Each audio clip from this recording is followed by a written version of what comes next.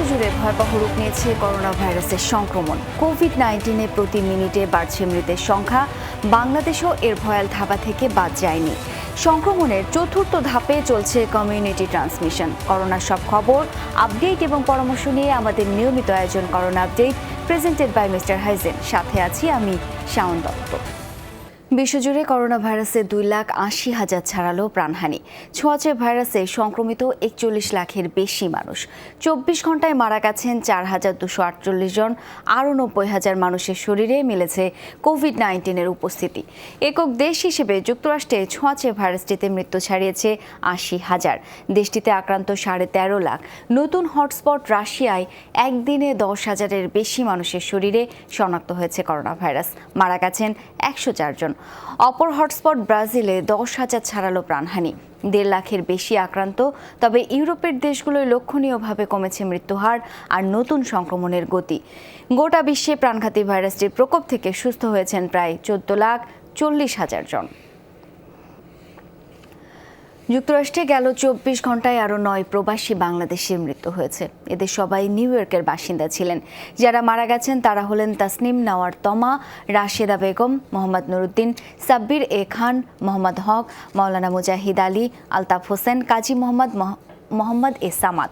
এদের মধ্যে তাসনিম নাওয়ারের বয়স 30 বছর, বাকিদের বয়স 65 থেকে 82 বছরের মধ্যে।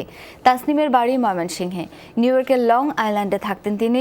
দীর্ঘ 4 সপ্তাহ করোনা ভাইরাসের সাথে লড়াইয়ের পর শনিবার স্থানীয় সময় মধ্যরাতে মৃত্যু হয় তার। এই নিয়ে যুক্তরাষ্ট্রে কোভিড-19-এ প্রবাসী বাংলাদেশি মৃতের সংখ্যা দাঁড়িয়েছে 249। এদের মধ্যে 229 জনই নিউ ইয়র্কের। দর্শকের পর্যায়ে নিউ ইয়র্ক থেকে যুক্ত হচ্ছেন চিকিৎসক ডক্টর ওমর আশরাফ। তিনি বর্তমানে নিউ ইয়র্কের এলমহার্স্ট হাসপাতালে দায়িত্বে রয়েছেন। আপনাকে স্বাগত জানাচ্ছি আমরা। করোনা ভাইরাসের চিকিৎসায় আলোচিত ওষুধ রেমডেসিভির বাংলাদেশের এসকে ফার্মাসিউটিক্যালস বানিয়েছে এই ওষুধটি। এই ওষুধ কতটা কাজে আসছে বলে আপনি মনে করছেন? ধন্যবাদ যমুনা টিভিকে। রেমডেসিভির ওষুধটা নিয়ে আমাদের চিকিৎসক, গবেষক এবং সবাই খুবই আশান্বিত। এর কারণটা হচ্ছে যে রেমডেসিভির একমাত্র ওষুধ যেটা ডিরেক্টলি এই করোনা ভাইরাসকে মেরে ফেলে, যেটাকে আমরা বলি ভাইরাসাইডাল। এই জন্য এই ওষুধটাকে নিয়ে এত আমরা উৎসাহিত যে এই ওষুধটা হয়তো খুবই ইফেক্টিভ হবে, কার্যকরী হবে এবং এই ভাইরাসের হাত থেকে আমরা নিস্তার পাবো।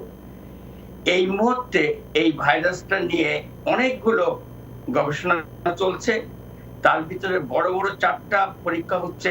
একটা হচ্ছে এই ওষুধের আবিষ্কারকর্তা গিলিয়াড সায়েন্স, তারা 2টা স্টাডি করছে, একটা 5 দিনের কোর্স আর একটা 10 দিনের কোর্স, কোনটা বেটার।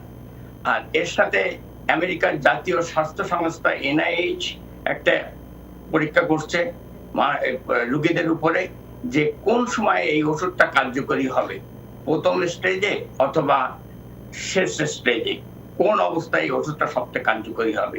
এছাড়া ইউরোপিয়ান ইউনিয়ন একটা স্টাডি করছে, সেটা ফ্রান্স মূলত এটা লিড দিচ্ছে, এবং আরো একটি ওয়ার্ল্ড হেলথ অর্গানাইজেশন আর একটা পরীক্ষা করছে। এই হলো বড় 4টা পরীক্ষার কথা। এখন আমাদের অভিজ্ঞতা থেকে আমেরিকায় শিকাগোতে এবং সিয়াটেলে যে পরীক্ষামূলক ব্যবহার করা হয়েছে, এবং গত সপ্তাহ থেকে আমরা নিউ ইয়র্কে ব্যাপকভাবে ব্যবহার করা শুরু করেছি, এবং আমাদের অভিজ্ঞতা থেকে মনে হচ্ছে এই ওষুধটা যদি আগে শুরু করা যায়, আর্লি স্টেজে, অর্থাৎ যদি 48 ঘন্টার মধ্যে ওষুধটা শুরু করা যায়, তাহলে বোধহয় এটা সব থেকে ভালো কার্যকরী হবে। যদি দেরি করে শুরু হয় তাহলে হয়তো কার্যকরী হবে না। এটা ধারণা করার কারণ হচ্ছে যে একবার যখন এই ভাইরাসটা ছড়ায় যায়, তখন এটার যে কমপ্লিকেশন তৈরি করে, তখন এই ওষুধটা কার্যকরী হয় না। সংক্ষেপে আমরা খুবই আশান্বিত যে এই ওষুধটা হয়তো খুবই কার্যকরী হবে যদি আমরা প্রথম থেকে এই ওষুধটা শুরু করি। ডক্টর ওমর আশরাফ, আমরা আর একবার আপনার কাছে আসতে চাই। আপনি জানাচ্ছিলেন যে প্রাণঘাতী মহামারীর প্রতিষেধক আবিষ্কারের চেষ্টা চলছে। আমরা একটু জানতে চাই যে যেসব গবেষণা চলছে সেগুলোর কোনোটি কি পুরোপুরি সফল হবার কোনো সম্ভাবনা দেখা যাচ্ছে? জি, আপনার সবথেকে ভালো খবর হলো যে প্লাজমা থেরাপি, যেটা হচ্ছে যেসব রোগীদের করোনা ভাইরাসের ইনফেকশন হয়েছে, যে কোভিড-19 ইনফেকশন হয়েছে এবং ভালো হয়ে গেছে, যেমন 95% প্লাস ভালো হয়ে যাচ্ছে, এদের বডিতে অ্যান্টিবডি তৈরি হচ্ছে। এই অ্যান্টিবডি আইসোলেট করে আমেরিকার মেয়ো ক্লিনিক নামকরা ক্লিনিক তারা এই অ্যান্টিবডিটা সাপ্লাই দিচ্ছে বিভিন্ন হসপিটালে। আমরা নিউ ইয়র্কের হসপিটালে গত 2 সপ্তাহ যাবৎ ব্যবহার করছি এবং খুব ভালো ফল পাচ্ছি। এই অ্যান্টিবডিটা নিউট্রালাইজ করে ফেলে ভাইরাসটাকে। সুতরাং এইটা একটা খুব কার্যকরী তার মানে অবশ্যই আশার আলো দেখা যাচ্ছে। আপনাকে অসংখ্য ধন্যবাদ ডক্টর ওমর আশরাফ। লকডাউন শিথিলের পথে হাঁটলেও করোনা সংক্রমণ ঠেকাতে প্রস্তুতি জোরদার করছে পশ্চিমা দেশগুলো। বেশি গুরুত্ব দিচ্ছে রোগী শনাক্তের উপর। এ মাসেই 20 লাখ নমুনা পরীক্ষার লক্ষ্য যুক্তরাষ্ট্রের, আর ব্রিটেনের পরিকল্পনা প্রতিদিন 2 লাখ পরীক্ষার, যেখানে অনেক দেশে 1 লাখ পরীক্ষাই লাগছে 2 মাস। We have a simple message for all countries: test, test, test. মারাত্মক ছোঁয়াচে বলে করোনা ভাইরাস মোকাবিলায় শুরু থেকেই সংক্রমণ শনাক্তের উপর জোর দিয়ে আসছিল বিশ্ব স্বাস্থ্য সংস্থা। রোগ শনাক্ত হলে আক্রান্তদের বিচ্ছিন্ন রাখা মহামারী নিয়ন্ত্রণের প্রথম শর্ত। যত তাড়াতাড়ি শনাক্ত হয় ভাইরাসের উপস্থিতি, তত বাড়ে রোগীর সুস্থ হওয়ার সম্ভাবনাও।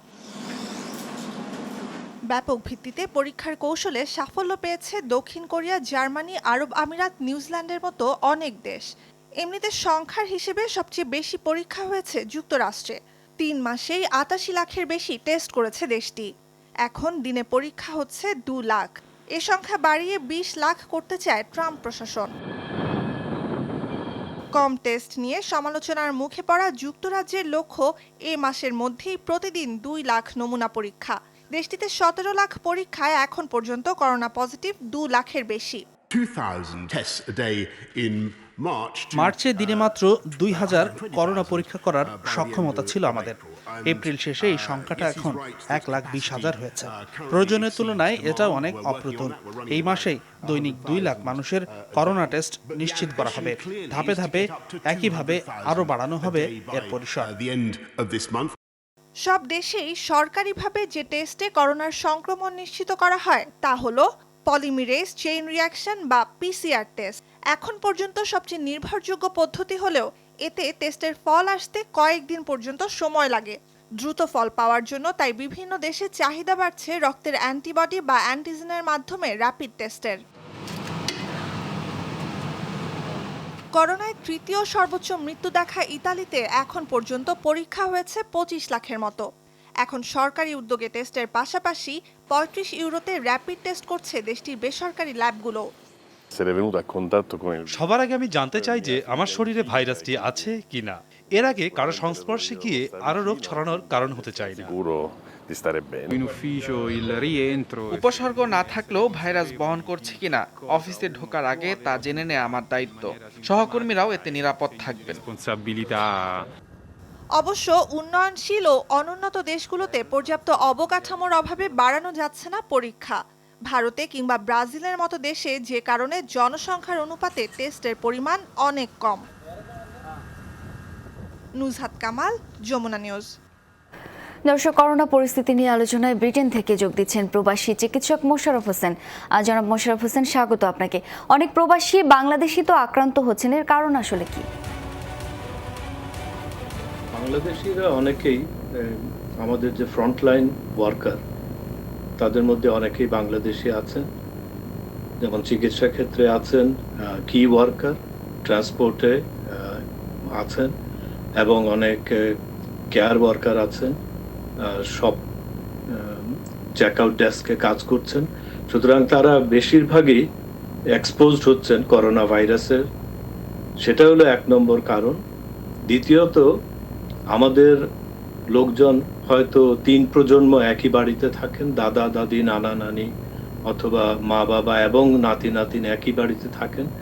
এখানে যারা কাজ করেন অ্যাডাল্টরা বাইরে গিয়ে হয়তো তারা সেই ভাইরাসটা ঘরে নিয়ে আসছেন এবং বয়স্ক লোক এতে আক্রান্ত হচ্ছেন। তৃতীয়ত, দেখা গেছে যে আমাদের বাংলাদেশি শতকরা 33% লোকই অনেকে ওভারক্রাউডিংয়ে থাকেন। একই পরিবারে অনেক থাকেন এবং যেহেতু ওভারক্রাউডিং এবং সোশিও ইকোনমিক একটা কন্ডিশনও, যেখানে কিছুটা বাস্তবতা হলো যে যেখানে socio economic condition is down সেখানে ইনফেকশনটা বেশি হচ্ছে। তাছাড়া আমাদের মধ্যে diabetes, heart disease, lung disease এসবের প্রবণতাটা বেশি, যার ফলে দেখা যাচ্ছে তারা অনেকেই আক্রান্ত হচ্ছে এবং বিশেষ করে লন্ডনে আমাদের বাংলাদেশিরা বেশি থাকেন এবং সেখানেই তারা বেশি আক্রান্ত। জি, জনাব মোশাররফ হোসেন, আমরা আরেকটু জানতে চাই আপনার কাছ থেকে অক্সফোর্ড বিশ্ববিদ্যালয়ে তৈরি ভ্যাকসিন কতটা কার্যকর হচ্ছে এবং এই ব্যাপারে আপনার অভিমত কি? অক্সফোর্ড বিশ্ববিদ্যালয়ের জেনার ইনস্টিটিউট একটা নামকরা ইনস্টিটিউট, তারা আগেও সফল ভ্যাকসিন প্রস্তুত করেছেন। এবারও তারা প্রথমে প্রস্তুত করেছেন ভ্যাকসিনটা, এখন তারা ভলেন্টিয়ারদের উপর সেটা পরীক্ষা নিরীক্ষা করছেন। এটা তাদের রেজাল্ট বেরোতে 3 থেকে 6 মাস সময় লাগবে। আমরা খুবই আশাবাদী যে এটা সফল হবে। এটা সফল হওয়া খুবই প্রয়োজন। এটা সফল হলে সারা বিশ্ব এটা থেকে উপকারিতা পাবে। জনাব মোশাররফ হোসেন, আপনাকে অসংখ্য ধন্যবাদ আমাদের সঙ্গে যোগ দেওয়ার জন্য। দর্শকের পর্যায়ে যোগ দিচ্ছেন বরিশাল শেরে বাংলা মেডিকেল কলেজ হাসপাতালের পরিচালক ডাক্তার মোহাম্মদ বাকির হোসেন। জনাব বাকির হোসেন, আপনাকে স্বাগত। বরিশাল শেরে বাংলা মেডিকেল কলেজ হাসপাতালে এখন পর্যন্ত কতজন করোনা আক্রান্তকে চিকিৎসা দেওয়া হয়েছে এবং সুস্থতার হার কেমন দেখছেন জানাবেন আমাদের। আমাদের করোনা ইউনিটটা আমরা তৈরি করেছি 6 মার্চ মাননীয় মন্ত্রী মহোদয় নির্দেশ করবে এবং আলাদা একটা বিল্ডিং, আইসোলেটেড বিল্ডিং আমরা করেছি। ওখানে 150 বেডের আমরা অ্যারেঞ্জমেন্ট করেছি। তো সেখানে আমাদের এই পর্যন্ত আমাদের আসলে বরিশালে কিন্তু 17 তারিখে প্রথম রুগীটা আসে, তারপরে 1-2টা করে আসে। পরবর্তীতে গার্মেন্টসে যখন জন্য ডাকা হয় এবং ব্যাক করা, তারপর থেকে কিন্তু আক্রান্তের হারটা বাড়তে থাকে 22-23 তারিখের দিকে।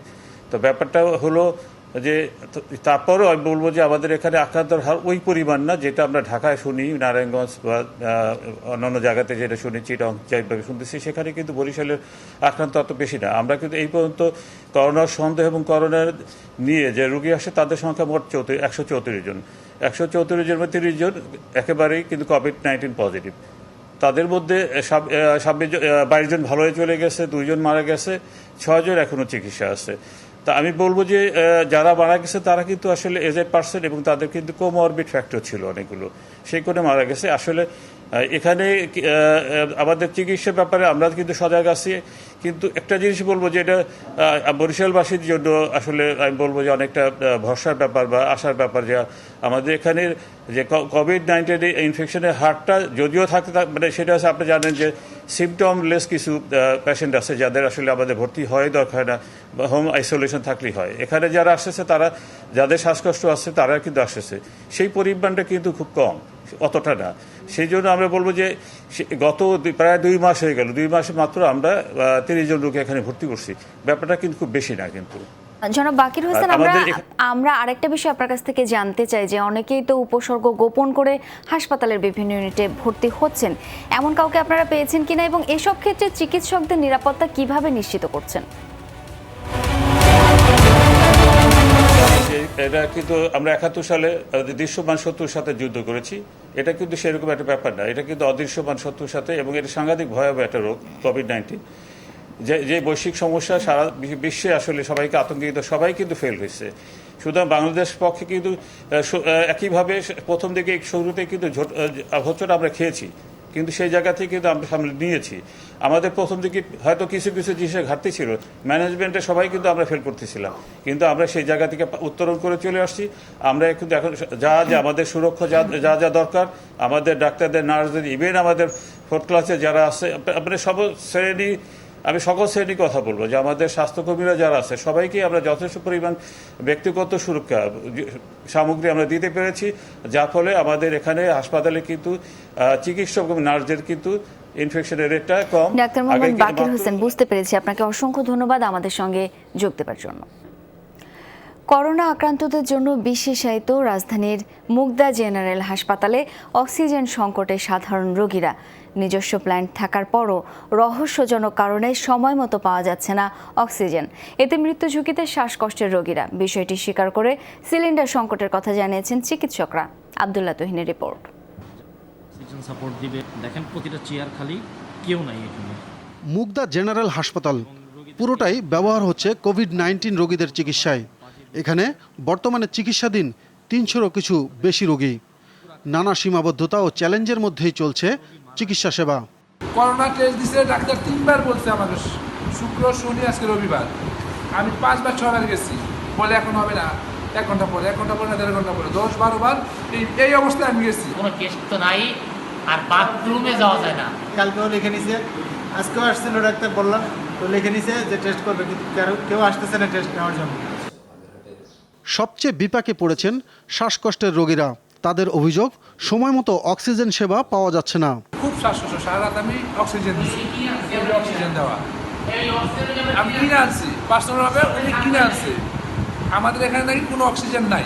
সারা রাত্র ঘুমাইতে পারি না, শ্বাসকষ্ট এইভাবে কাটাইছি, পরে দেখতেছি, পরে জানিয়েছি। একবার বলছে যে অক্সিজেন দিয়ে ওটা নিতেছিল, এটা না নিয়ে এই মাস্কটা নেওয়ার কথা, কিন্তু বাবা মাস্কটা নিতে পারতেছিল না অক্সিজেন। আমার ডাক্তারদের বিষয়টি স্বীকার করে হাসপাতাল কর্তৃপক্ষ বলছে অক্সিজেনের চাহিদা সামাল দিতে হিমশিম খেতে হচ্ছে তাদের। আমাদের ওয়ার্ডে রোগীর যে বেড, সাধারণ ওয়ার্ডে, সেখানে তো ওইভাবে করা হয়নি। ওইভাবে করতে এটা ব্যয়বহুল, আর ওইভাবে ওয়ার্ড মেনটেন করতে পারা যায় না। সেখানে একমাত্র আইসিইউ, ডায়ালাইসিস, এই দুটো ওয়ার্ডকেই সাধারণত সেন্ট্রাল অক্সিজেন সাপ্লাই দেওয়া হয়। করোনা রোগীর যে কয়টা রোগী, সেই কয়টাকে দেখা যায় অক্সিজেন লাগে। তাতে দেখা যায় যে প্রত্যেকটা সিটের জন্য একটা করে অক্সিজেন আপনার রেডি রাখতে হবে। অতিরিক্ত অক্সিজেনের জন্য আমরা 200 সিলিন্ডার আনাইছি আর কি। হাসপাতালটির কেন্দ্রীয় অক্সিজেন প্ল্যান্ট দিয়ে আইসিইউ, সিসিইউ ও ভিআইপি কেবিন সহ মোট চাহিদার 3 ভাগের 1 ভাগ পূরণ করা যাচ্ছে। সাধারণ ওয়ার্ডে আপাতত অক্সিজেন সরবরাহ সম্ভব নয় বলে জানায় কর্তৃপক্ষ। সেটা এখন করতে গেলে রোগী বাঁচানো যাবে না, ওটা সময় সাপেক্ষের ব্যাপার। হ্যাঁ, ওটা 1/3 রোগীর ক্ষেত্রে আছে, বাকি 2/3 ক্ষেত্রে আমরা সিলিন্ডার নিচ্ছি। এখনো সমস্যা হয় না, 200 সিলিন্ডার নিচ্ছি। অক্সিজেন সংকটের মতো ডায়ালাইসিস সেবার ক্ষেত্রেও একই ধরনের অভিযোগ রোগীদের। আব্দুল্লাহ তুহিন, যমুনা নিউজ, ঢাকা। দর্শক, রাজধানীর প্রবেশ মুখে রয়েছেন আমাদের সহকর্মী নাজমুল সাইদ, তিনি আছেন আবদুল্লাপুরে। সাইদ, প্রবেশ মুখে যানবাহনের চাপ কেমন দেখছেন? ঢাকামুখী মানুষের ঢল কি গত কদিনের মতোই রয়েছে?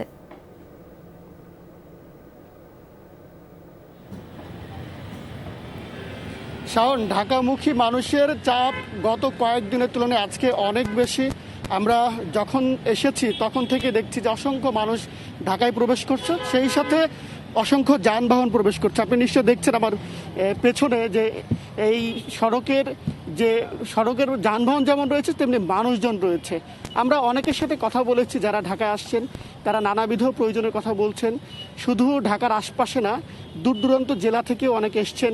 তারা বলছেন যেহেতু আজ থেকে স্বল্প পরিসরে দোকানপাট খোলা হচ্ছে, যারা বিভিন্ন দোকানে কাজ করেন, কর্মচারী, সেসব লোকজন যেমন আসছে, এছাড়া বিভিন্ন প্রতিষ্ঠান খুলে দেওয়া হয়েছে এমন কথাও বলছেন যারা আগতরা। তারা বলছেন যেহেতু অফিস খোলা রয়েছে, অফিস থেকে SMS করা হয়েছে, নির্দেশনা দেওয়া হয়েছে ঢাকাতে আসার জন্য, কাজেই চাকরি বাঁচানোর জন্য অনেকে আসছেন। আমরা আইনশৃঙ্খলা বাহিনীর তৎপরতা দেখছি, তবে একেবারে ঢিলে ঢালা। বলা যায় যে গণমাধ্যমের উপস্থিতি দেখলেই তাদের তৎপরতা বাড়ে, কিন্তু তার আগে কিন্তু একেবারেই চেকপোস্টে তাদের তৎপরতা থাকে না, যদিও তারা বারবারই এই সাধারণ মানুষদেরকে বলেন ঘরে থাকতে। তবে একটি কথা হচ্ছে যে সময় যত গড়াচ্ছে মানুষের মধ্যে করোনার ভীতি কমছে। আমরা অনেকের সাথে কথা বলেছি, এই বিষয়টি আসলে আমরা দেখলাম যে সবাই বলছেন যে জীবিকার তাগিদেই ঢাকায় আসতে হচ্ছে, ঘর থেকে বের হতে হচ্ছে। সাইদ, বুঝতে পেরেছি, ধন্যবাদ আপনাকে। আজ থেকে স্বাস্থ্যবিধির নির্দেশনা মেনে সীমিত পরিসরে খুলছে রাজধানীর দোকানপাট। এলিফ্যান্ট রোডে রয়েছেন আমাদের সহকর্মী নূরনবী সরকার, যাচ্ছি তার কাছে। নূরনবী, দোকানপাট খুলেছে কিনা এখন পর্যন্ত, যেসব নির্দেশনা দেওয়া হয়েছিল সেগুলো কতটা মানা হয়েছে জানাবেন।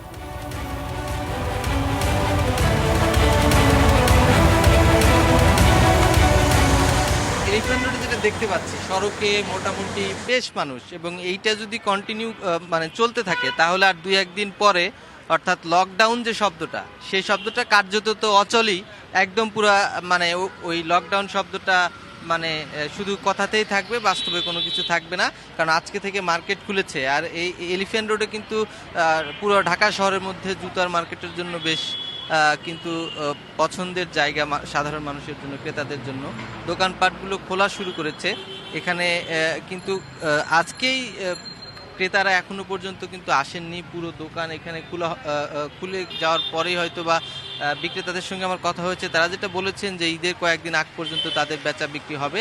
এই যে সময়টুকু আছে এই সময়ের মধ্যে তারা ক্ষতি পুষিয়ে উঠতে পারবেন এবং তারা বলছেন যে করোনা ভাইরাস থেকে বেঁচে থাকার জন্য যে সামাজিক দূরত্ব এবং অন্যান্য যে সুরক্ষা সামগ্রী সেগুলো ব্যবহার করেই তারা তাদের ব্যবসাটা করবেন। আর এখানে বড় বড় যে মার্কেটগুলো আছে অর্থাৎ মাল্টিপ্লান থেকে শুরু করে এগুলো কিন্তু এখন পর্যন্ত খোলেনি এবং সেগুলো বন্ধই থাকবে, কিন্তু অন্যান্য যে দোকানগুলো আছে অর্থাৎ জুতা জামার সেইখানে অন্যান্য যে এই ছোট ছোট দোকানগুলো কিন্তু খুলে যাচ্ছে। নুনবী, ধন্যবাদ আপনাকে। মা যাচ্ছেন করোনা সমরে, অতল চিন্তা নিয়ে মারাত্মক ঝুঁকিময় পরিস্থিতিতে যাওয়ার সময় রেখে যাচ্ছেন প্রিয় সন্তানকে। মহামারী মোকাবেলায় নামা চিকিৎসক মায়ের কাছে এখন সকল মায়াই তুচ্ছ। আবার কোনো সন্তান তার প্রিয় মাকে রেখে যাচ্ছেন সম্মুখ যুদ্ধে। করোনাকালে সম্পূর্ণ অজানা এক প্রেক্ষাপটে আসা মা দিবসে এমন কয়েকজন মা আর সন্তানের আত্মত্যাগের কথা জানাচ্ছেন আহমেদ রেজা।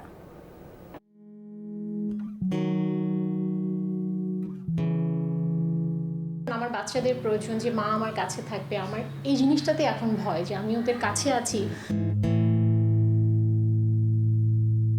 মোর্শেদা জাহান মিতু একজন মা, করোনা ক্রান্তিতে ফ্রন্টলাইনার হিসেবে দিচ্ছেন চিকিৎসা সেবা।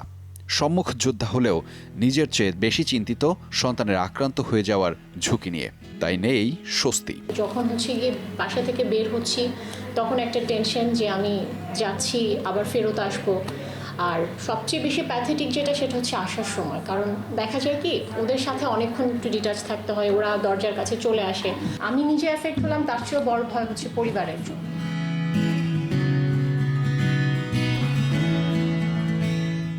সন্তান দেশ সেবায় নিয়োজিত, এ নিয়ে গর্বিত হলেও মেয়ের প্রতিনিয়ত ঝুঁকি আর নানা অজানা আশঙ্কায় ভালো নেই মিতুর মাও।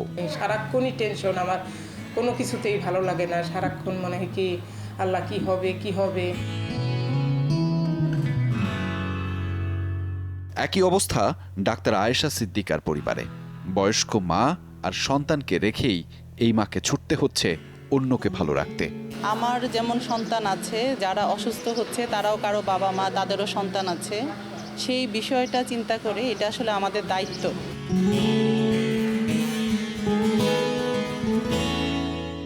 চিকিৎসক মিন্নাত জাহানের দিনলিপি আরও করুন। চিকিৎসা সেবা দিতে গিয়ে মাকে ফেলেছেন সংক্রমণের ঝুঁকিতে।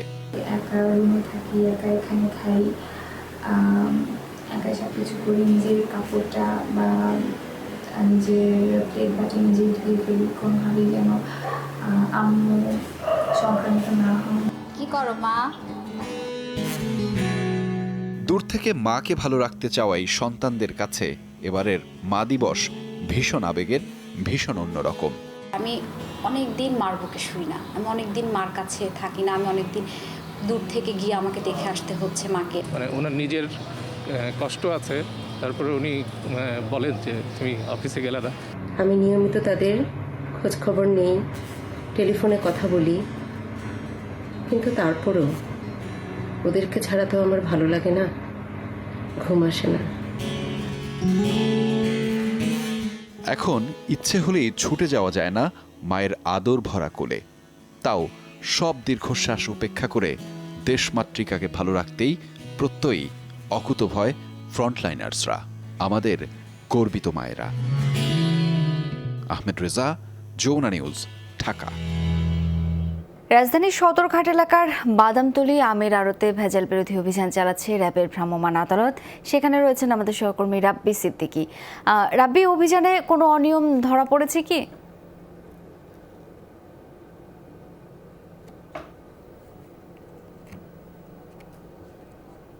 পড়তে আপনি জানেন যে এই আমের মৌসুম এখন, এবং সেই মৌসুমকে পুঁজি করে বা প্রচুর আম বিক্রি হয়, এই সময়টাই ব্যবসায়ীরা ভেজাল করে থাকে, এবং সেই নমুনাই কিন্তু আসলে র্যাবের যে মোবাইল কোড, সেই মোবাইল কোড তারা সেইটি ভেজালটি খুঁজে বের করে। আমি এখন আছি আড়তে, এবং এইখানে র্যাব 10 এবং নির্বাহী ম্যাজিস্ট্রেট আছেন এখানে সারোয়ার আলম, তার নেতৃত্বে অভিযান চলছে। এরই মধ্যে আসলে অপরিণত বা অপরিপক্ক আম কেমিক্যাল মিশিয়ে নিশ্চয়ই পাকানো হয়েছে, পুরোটাই আমরা আসলে জানার চেষ্টা করব। এখানে ম্যাজিস্ট্রেট আছেন, তার কাছ থেকে একটু বলবেন। সারোয়ার ভাই, কি অবস্থা এই আড়তের? আচ্ছা, এটি হচ্ছে এই আমগুলি এখনো মানে আপনার পাকে নেই আসলে, আমাদের প্রত্যেকটা আম হারভেস্টিংয়ের একটা ক্যালেন্ডার আছে, টাইম দেওয়া করা আছে। এই আমগুলো একদম গাছে পাকে না, এটা আসলে কেমিক্যাল দিয়ে এভাবে পাকে একদম নিয়ে আসা হয়েছে এবং এই কাঁচা আমগুলো পেরে অপরিপক্ক অবস্থায়। এটা প্রতি বছরেই কিন্তু সরকার একটা করে আপনার ক্যালেন্ডার তৈরি আমাদের কৃষি বিভাগে আমাদের ঢাকা উপপরিচালক মধ্যে এখানে আছেন। তো যেটা হলো যে এই ক্যালেন্ডারের যে সময়, সেই সময় এখন হয়নি। এই যে ইমেচুর অপরিপক্ক আমগুলো নিয়ে এসে এই যে আপনার ক্যালসিয়াম কার্বাইড দিয়ে পাকে এই রংটা করেছে এটা, তো এটা মানুষের স্বাস্থ্যের জন্য ক্ষতিকর। আসলে অভিযানটি শাওন চলছে এবং আরও নিশ্চয়ই আমরা আর পরের বুলেটিনে অভিযানের আপডেট দিতে পারবো যে এখন পর্যন্ত যেটি জানা গেল যে আসলে অপরিণত আম কেমিক্যাল দিয়ে পাকিয়ে এইখানে আনা হয়েছে এবং এগুলি আসলে বিক্রির উদ্দেশ্যে রাজধানীতে নিয়ে যাওয়া। বুঝতে পেরেছি, ধন্যবাদ আপনাকে আমাদের সঙ্গে যোগ দেওয়ার জন্য। চীনের আগেও ফ্রান্সে ছিল প্রাণঘাতী কোভিড-19-এর উপস্থিতি। ফরাসি গবেষকের তোলা দাবি নিয়ে সংকটের মধ্যেই চলছে বিতর্ক। পালে হাওয়া দিলেন এক ব্রিটিশ চিকিৎসকও। তার বক্তব্য, নভেম্বরের মাঝামাঝিতে ফ্রান্সে পাওয়া যায় করোনা রোগী, যদিও সে সময় সার্স গোত্রীয় রোগ হিসেবে আখ্যা দেয় হাসপাতাল। এসব দাবি যাচাইয়ে গবেষণার তাগিদ দিয়েছে বিশ্ব স্বাস্থ্য সংস্থা। প্রথম তালিকাভুক্ত রোগী উহানের হয় বিশ্বজুড়ে করোনার সংক্রমণের শুরু থেকেই এর উৎপত্তিস্থল হিসেবে ধরা হচ্ছে চীনের হুবেই প্রদেশের শহরটিকে। হঠাৎ তোলপাড় শুরু হয় এক ফরাসি চিকিৎসকের দাবিকে কেন্দ্র করে। প্যারিসের চিকিৎসক ওয়াইভেস কোহেনের মতে, চীনের আগেও গেল বছরের ২৭ ডিসেম্বর ফ্রান্সে এক ব্যক্তির শরীরে করোনা শনাক্ত হয়। নিউমোনিয়ার চিকিৎসা নিতে আসা ওই রোগীর ২ সন্তান আক্রান্ত হন কোভিড-19-এ। গেল সপ্তাহে আন্তর্জাতিক গণমাধ্যমে ডাক্তার কোহেনের এই সাক্ষাৎকারের পরই করোনার উৎপত্তিস্থল নিয়ে ওঠে বিতর্ক। এবার তাতে নতুন করে উত্তেজনার পারদ চড়ালেন এক ব্রিটিশ চিকিৎসক। তারও দাবি, চীনের আগে সেপ্টেম্বর থেকে ডিসেম্বরের মধ্যে ফ্রান্সে মিলেছে করোনাক্রান্ত ব্যক্তি। রোগীর যেসব তথ্যপাত্র আছে আমাদের কাছে, তাতে এটা স্পষ্ট যে সেপ্টেম্বরের শেষ কিংবা নভেম্বরের শুরুর দিকে আক্রান্ত ব্যক্তি চিকিৎসার জন্য আসেন। আরও সুনির্দিষ্টভাবে বললে বলা যায় 13 সেপ্টেম্বর থেকে 7 ডিসেম্বরের মধ্যে ওই রোগী চিকিৎসা নিয়েছেন।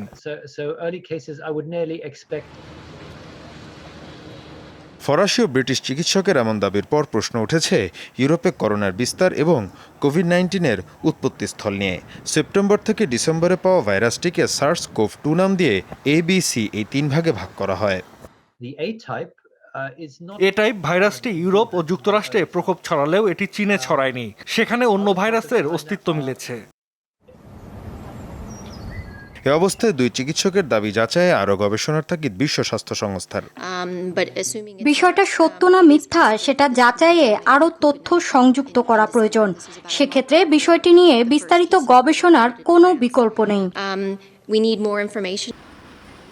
এদিকে কোনো গবেষণাগারে করোনা ভাইরাস তৈরি নয় বলে দাবি করেছেন এক ফরাসি গবেষক। বিষয়টি নিয়ে আন্তর্জাতিক রাজনীতি চলছে বলেও অভিযোগ তার। কৃত্রিমভাবে ভাইরাসটি তৈরির দাবি একেবারে অবাস্তব। এ ধরনের রাজনৈতিক অভিযোগ নিয়ে ব্যস্ত না থেকে কিভাবে এর প্রতিষেধক তৈরি করা যায় সেটা নিয়ে আমাদের ভাবতে হবে। এর আগে যুক্তরাষ্ট্রের তরফ থেকে দফায় দফায় দাবি করা হয় চীনের গবেষণাগারে তৈরি করা হয়েছে প্রাণঘাতী coronavirus. Mir Mushfika Hasan, Jamuna news. ভারতে মোটামুটি সুস্থ করোনা রোগীদের হাসপাতাল ছাড়ার আগে দ্বিতীয় দফায় নমুনা পরীক্ষা করা হবে না। টেস্টিং কিট স্বল্পতার কারণে নেওয়া হয়েছে এই সিদ্ধান্ত। স্বাস্থ্য মন্ত্রণালয় জানিয়েছে, আক্রান্ত হবার 10 দিনের মাথায় কোনো রোগীর পরপর 3 দিন জ্বর না থাকলে তাদের হাসপাতাল ছাড়ার অনুমতি দেয়া হবে। তবে পরবর্তী 7 দিন স্বাস্থ্যবিধি মেনে আইসোলেশনে থাকতে হবে। শনিবার পর্যন্ত ভারতে 15 লাখের বেশি নমুনা পরীক্ষা হয়েছে। এই মুহূর্তে দৈনিক 95,000 পর্যন্ত নমুনা পরীক্ষার সুযোগ রয়েছে দেশটিতে। 24 ঘন্টায় নতুন রোগী শনাক্ত 3,300-এর বেশি, মোট শনাক্ত 62,800-এর বেশি। মৃতের সংখ্যা ছাড়িয়েছে 2,000।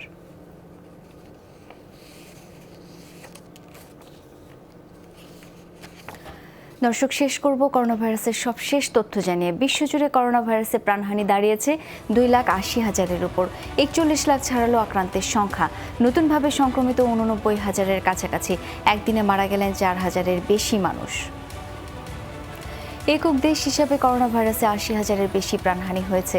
যুক্তরাষ্ট্রে নতুনভাবে সংক্রমিত 25,500-এর বেশি, মোট আক্রান্ত 13,47,000-এর উপর। একদিনে প্রাণ গেছে 1,400-এর বেশি মানুষের। করোনা ভাইরাসের নতুন হটস্পট ব্রাজিলে মৃতের সংখ্যা ছাড়িয়েছে 10,600। একদিনে মারা গেছেন 600-র বেশি মানুষ। নতুনভাবে সংক্রমিত 10,000-এর বেশি। মোট আক্রান্ত 1,56,000-এর উপর। করোনা ভাইরাসের মৃত্যুর দিক থেকে ইউরোপের শীর্ষ দেশ ব্রিটেনে প্রাণহানি ছাড়িয়েছে 31,500। একদিনে মারা গেলেন 3 শতাধিক মানুষ। আক্রান্ত 2,15,000-এর বেশি। নতুনভাবে সংক্রমিত প্রায় 4,000। আর এই ছিল corona update, presented by mister Hazin. এতক্ষণ সাথে থাকার জন্য ধন্যবাদ সবাইকে।